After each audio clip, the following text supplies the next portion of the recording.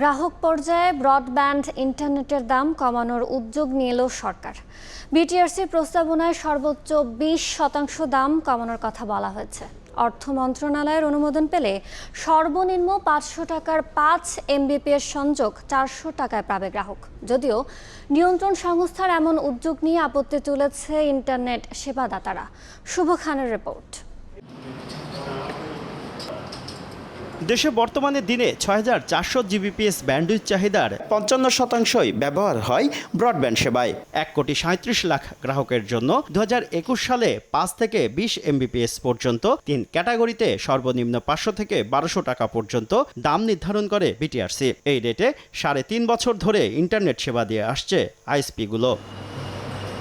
তবে অন্তর্বর্তী সরকারের মেয়াদে দায়িত্ব নেয়ার পর বারবার ইন্টারনেটের দাম কমানোর কথা বলে আসছেন বিটিআরসির চেয়ারম্যান।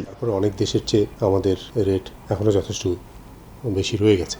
এরই ধারাবাহিকতায় গেল বছরের 3রা ডিসেম্বর গ্রাহক পর্যায়ে ব্রডব্যান্ড ইন্টারনেটের দাম সর্বোচ্চ 20% কমানোর প্রস্তাবনা অনুমোদনের জন্য টেলিযোগাযোগ মন্ত্রণালয়ে পাঠায় বিটিআরসি, যা চূড়ান্ত অনুমোদনের জন্য এখন অর্থ মন্ত্রণালয়ে। বিটিআরসি বলছে অনুমোদন পেলে মাসে 500 টাকার 5 Mbps সংযোগে খরচ কমবে 100 টাকা। 10 Mbps এ 800 টাকার পরিবর্তে 700 টাকা এবং 1200 টাকার পরিবর্তে 1100 টাকায় মিলবে 20 Mbps।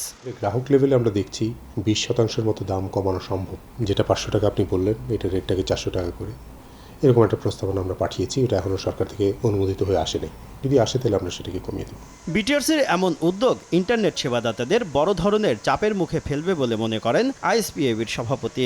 একটা অপারেটর একটা ইউজারের কাছে 100 টাকা প্রফিট করতে পারে না। হয় 90% ইকুইপমেন্ট বাইরে থেকে আমদানি করতে হয়। আমদানি কস্ট যে কোথায় গিয়ে দাঁড়িয়েছে। কিন্তু এখন যদি কোনো কারণে আবার টাকা কমানো হয় তাহলে কিন্তু কোয়ালিটি সার্ভিসটা জনগণ পাবে না। তবে বিটিআরসি বলছে যাচাই বাছাই করেই ইন্টারনেটের দাম কমানোর উদ্যোগ নেওয়া হয়েছে। শুভ খান, সময় সংবাদ, ঢাকা।